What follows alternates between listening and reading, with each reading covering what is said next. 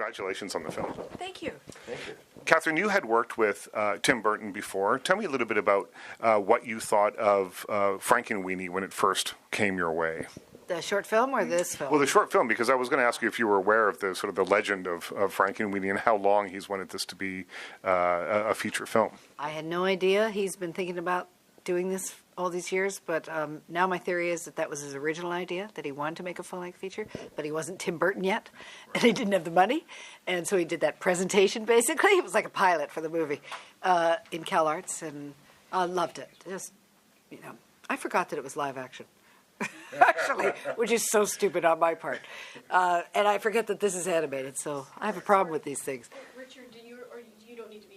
No. It's okay. This is just for audio. Okay, Just all right. Oh, it's just audio? Oh, okay. It was blocking the shots. Oh, sorry. No, please. Yeah, sorry, no, what? I don't know. Just excited to hear from Tim again. Yeah. I was as happy to be with him as I was to be in his movie. Yeah. He's a great guy. Tell me a little bit about voice acting as opposed to live action that you do, and how your relationship to the director might be a little different. Or is it? Surprisingly, it isn't. One would assume it might be. But, I'd made a live action film with Tim, and to do this, I found no big difference. He's still enthusiastic, excited, wants to hear your ideas, be part of the creative process. Live action, it can be more, there's more concern about time, because they might have a location, they have to shoot so much that day. Tape is cheaper, so you can just keep it running. But the process is surprisingly not that different. Now, tell me a little bit about essaying or playing a lot of different roles in the one thing. I was, because I didn't realize it until after I had sat through the film, which I loved, and watched the credits. And I was like, everyone's playing, 2 or 3 characters. Tell me a little bit about making sure and how you make sure that the voices are just different enough, and how to keep. I guess, do you work to keep your personality out of the voices so that people aren't playing? Pick the voice, find the voice. That's Catherine O'Hara. That's Martin Short. Well, I think with the mother, with Mrs. Frankenstein, I think that's basically my voice, right. But a much better mother than I've ever been or will be.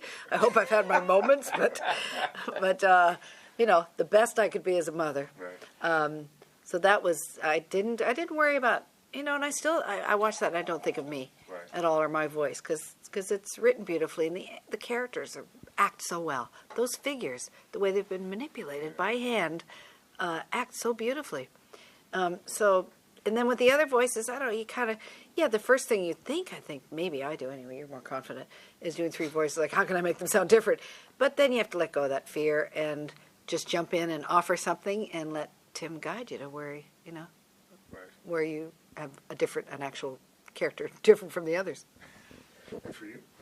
Well, it's kind of a process, I mean, an actor does different characters, and so you're kind of used to that. But this feels different to me, being that, I mean, in each case we obviously see a different figure on screen, yeah. But the voice, from an actor's point of view, though, the voice is all you're working with here, and it's different, though, isn't it? Yeah. Well, Reading too much into it. No, No. it's a different muscle. It is a different muscle. I mean, I was saying earlier that if you do stage, it's a different muscle than if you're making a film, and when you're doing voice, it's all you have. So you can twist up your voice, you can go through, twisting to get, because you're just trying to get the specific sound. So you're right. It's definitely a unique process. Voice work, it's all a different muscle. Right. It's just the acting. I think you were saying before. What doesn't change is the actors playing, is acting a role in a movie, and how the director works with you for that. Even though it is just voice and you are focused in a physical way on the voice, the actual acting job is the same, and the relationship between an actor and a director. Mm-hmm. Right.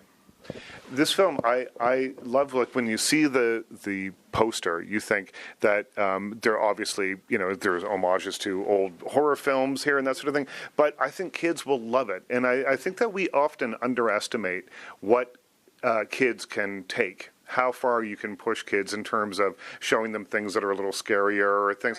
Right. And not all films have to be about kids films have to be about the ecology and talking unicorns, and did you feel that when you saw the script for Frankenweenie, that this was a little darker than some kids stuff, but it's perfectly in line with the way kids think and kids' imaginations? Well, even using words like darker, and we all do, or handle, or take, or,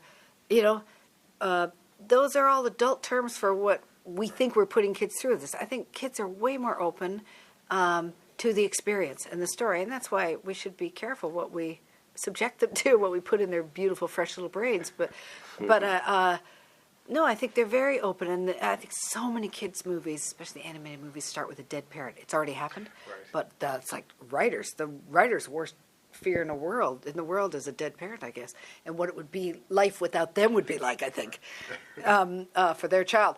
But, and then the story starts, but you don't see that experience, the loss, the child experiencing loss, and it's part of life. And like you say, it's often their first sense of loss is with a pet. But no, I don't think it's hard for them at all. I think if it's done respectfully, and I think this is, that it's not too much for them. And there's so much more going on in the movie, and what it's mainly about, more than the life and death and bring the dog back to life. That's an absolutely big part of Frankenweenie. There's the love between the child and the dog, and that's what kids get. Kids get love, don't they? That's our time. Thank you. Thank you. Bye-bye.